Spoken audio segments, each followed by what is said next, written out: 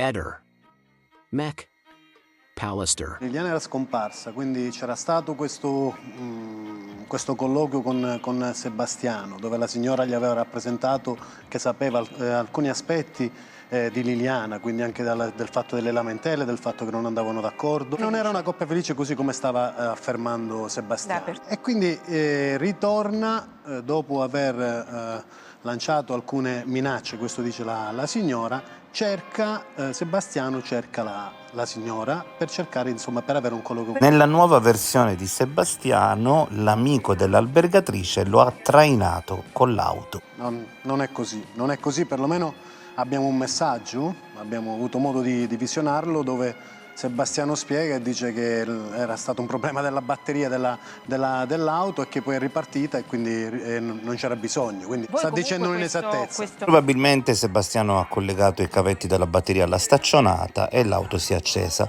Il testimone amico dell'albergatrice è però stato sentito. L'abbiamo sentita, la collega ha avuto modo di parlarci. Ha confermato quello che ha detto la signora, che si è recato sul posto e che invece subito dopo Sebastiano è ripartito con la macchina. Quindi. La procura ha nome e cognome di questa persona, perché le indagini difensive della signora il giorno dopo che sono state acquisite sono state via PEC con formalità di legge mandate alla procura di Trieste con nome e cognome di questa persona. Adesso fanno parte dell'atto della nuova indagine. Silvia, quella che attraversa in piazzale Gioberti, è Liliana? No, a me non sembra Liliana, perché è una persona molto più alta, più snella, c'è un altro tipo di borsa, non è una borsetta, e i piedi, come alza i piedi, come cammina. Per me è un uomo, non è Liliana. Gabriella, tu hai sempre detto che non è Liliana quella in piazzale Gioberti, lo confermi? Assolutamente no. E proprio là non la riconosco e dico la verità, non la riconosco neanche nelle telecamere davanti alla caserma di via Damiano Chiesa. Della scuola di polizia, io il viso di Lilli non lo vedo, sono sincera. Io riconosco Lilli unicamente per il modo di camminare. In molti si sono chiesti come mai Gabriella non ha detto che il 14 camminava circa un minuto dietro Liliana. Ma perché io non lo sapevo che sono dietro a Lilli. E poi qualcuno dice che Liliana viene caricata in auto e svanisce per questo nel nulla. Ecco, una cosa sbagliata è tutto il vocabolo. Liliana non è caricata, Liliana sale. Io vedo lui, ormai è mio amico diventato. Gabri, te vuole un passaggio giù in via Giulia? Tanto lo conosco. Però Lilli non è neanche con, fra virgolette, lui che lo conosce poco, che sa. Lilli sale unicamente con una persona conosciuta. L'ho presa tante volte anch'io, ma non che l'ho caricata, la trovavo davanti alla posta in viale Sanzio, mi accostavo sola o col compagno, gli dicevo: Lilli, dove va? E dite in dialetto: vado in centro, anche noi, salta su e andiamo. Ma lei ci conosceva. Un'altra cosa che mi chiedo anche, perché gli inquirenti io credo che non l'abbiano fatto, perché non c'è scritto nelle carte, e non hanno rilevato anche le telecamere del Kuwait, del benzinaio.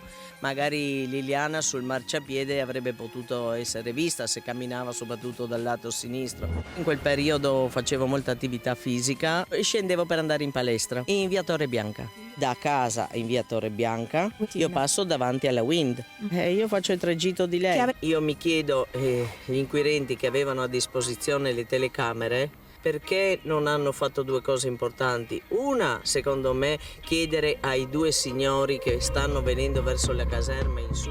Questa domanda me la sono posta io in un video della settimana scorsa, vedo che Gabriella mi ha ascoltato. Ci sono queste due persone che lei saluta, che devono aver incrociato Liliana dalle parti della piscina. Molti continuano a fare confusione ritenendo che tu abbia visto i video delle telecamere di via Damiano Chiesa prima di tutti gli altri. Io prima non ho visionato. Io la settimana entrante dopo il 14 mi hanno chiamato per visionare 2 frame, insisto, non video. Prima del ritrovamento, naturalmente. Sì, assolutamente, prima anche di Natale. Ecco, mi hanno mostrato questi 2 frame di cui non era, per noi, che è stato anche Salvo con me, non abbiamo riconosciuto Lilli. E chi si vedeva in questi frame? Una, secondo me, poi soprattutto davanti alla caserma, più vecchiotta, e poi quella del piazzale Gioberti, una persona. E verso che ora si vedevano queste persone? Non ricordo, io credo che fosse, diciamo, ma non posso dire la verità. E come penso sia sempre la mattina intorno alle 9. Siete da sempre accusati di avere creduto più alla versione di Serpin che a Sebastiano, che conoscevate da tempo. Ripeto, io ho preso in mano un po' la situazione perché non capivo, guarda, uno rema contro, non andiamo, facciamo, no, facciamo questo, no, di chi sono sti numeri non lo so, e hai cancellato, no, e su, e giù, e tira. E poi una cosa che proprio, quella è proprio la cosa, che lui già si riferiva a Lilli, quando non so, pensi dove è andata, cosa ha fatto, eccetera, come di una persona sconosciuta, estranea. Fino a Piazzale Gioberti ci sono delle telecamere e delle testimonianze più o meno credibili. Dopo c'è via San Cilino, ma lì Liliana sembra sparire nel nulla. C'è via San Cilino però, mentre da casa fino a Piazzale Gioberti Lilli viene ripresa lungo via Damiano Chiesa dalle telecamere, viene vista dalla fruttivendola in via San Cilino, Piazzale Gioberti l'autobus, poi quel tragitto che avrebbe dovuto condurre da Piazzale Gioberti al parco dove si suicida Lilli, che è quasi di 16-17 minuti, un chilometro abbondante, non viene ripresa da nessuna telecamera e da nessuna persona che la vede, eppure passa davanti a una chiesa, una tabaccheria, una panetteria, la caserma di via San Cilino 16 per arrivare al parco. La del caserma, Donatello sale, ha messo con le le ali, telecamere, ha messo le ali Lilli, è diventata vento, oppure qualcuno l'ha intercettata e l'ha messa in macchina, perché nei primi tratti viene ripresa da telecamere, vista da testimoni. Piazzale Gioberto autobus, sono 6-7 minuti, 600-700 metri da casa a Piazzale Gioberti. Da Piazzale Gioberti in poi, nonostante attraversa attività commerciali, nessuno la vede, nessuno lo dice dopo, come è successo con la fruttivendola, nessuna telecamera la immortala. Anche della caserma di via San Celino non risultano prese le immagini delle telecamere. Negli atti non c'è sicuramente Negli atti non ci stanno, nessuna quindi immagine che viene dalla telecamera dei carabinieri però di via c'erano San le Cilino. telecamere.